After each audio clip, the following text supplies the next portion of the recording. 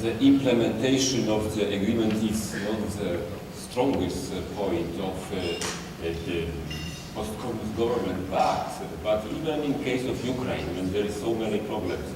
I can give you an example of a World Trade Organization that was that Ukraine joined it in May 2008, and this World Trade Organization imposes several restrictions and adjustments in Ukraine, and of course it was still during the previous government and under the previous president, the beginning of it, when several immediately after May 2008, there was a global crisis, and also in Ukraine a lot of protectionist tendencies were visible, especially from those oligarchs who were protecting their businesses. And then it occurred that it is very difficult to implement these protectionist tendencies because Ukraine is already in WTO. And it is still today that also all kinds of departures from the WTO regime is Ukraine is sometimes is trying, yes, but then there's committee in Geneva, they are negotiating and they are demanding Ukraine to change the legislation or to end it, you know. So it works to certain I mean, agreement with WTO works, not perfectly. There are some problems, but it works. I can tell you that the Polish example is strong, but I can imagine in Poland we have several changes in our government, including extremely populistic parties in the government, but all the follies they could make were within the EU corridor, you know. They couldn't go beyond this, you know. They could only move within certain limits. So I do believe that signing this, I don't believe that the European government plus European Parliament will sign and ratify under the present circumstances. I don't believe in this.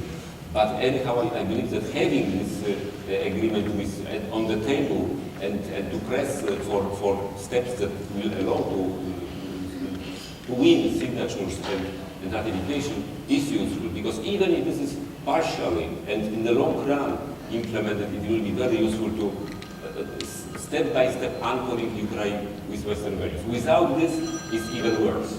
Without this agreement, I can tell you that sooner or later Ukraine will become perhaps the member of Customs Union or something else, or will be left alone, not accepted by both parties, and having problems with both parties, with export, with import, with many other things, not investors, etc. So on the balance, having in mind all these difficulties and problems, I think it's better to move towards having this agreement, sign it and implement it. I would just like to, thank you, Marcin. I would like to ask Borys to address the first part of James's comments, where he talked about the recent Russian election. And I think he had it exactly right. I was in Moscow a few weeks ago, and what was very interesting to me was talking to some of the pro-Kremlin people, some of the strategists, and they said, you know, the Ukrainians were dumb. They allowed the Orange Revolution to happen. But we have figured out a political technology which is an anti-Orange Revolution technology. We know how not to let that happen here. Borys, are you worried that the Yanukovych regime has also been figuring out its own anti-Orange Revolution technology? And why are you so sure you can prevail in October? Well, I think that Yanukovych was a part of Russian scenario of anti-Orange Revolution. First. Second, I would like to say that after the Orange Revolution had taken place, there was a meeting of CIS presidents in Moscow, May 2005. And this meeting took place without the leaders of the presidents of Guam countries, without Ukrainian president, Georgian, Azerbaijani, and Moldova. Why so?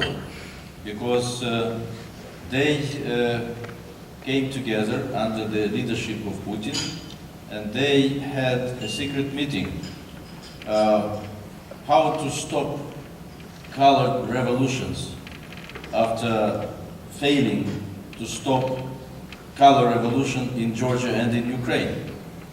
And after this meeting, you remember that they invented one anti-orange method, the events in Andijan, in Uzbekistan. That is the use of force, simply. So, is Yanukovych capable of using this instrument? I have doubts. Despite of the fact that Yanukovych has put into the key positions in the law enforcement, in the army, his people, the major feature of whom is only loyalty to him, personal loyalty to him. No professional qualities, but just loyalty to him. So perhaps he is of the mind that he may use law enforcement in case there will be need against a protest, mass protest of the people.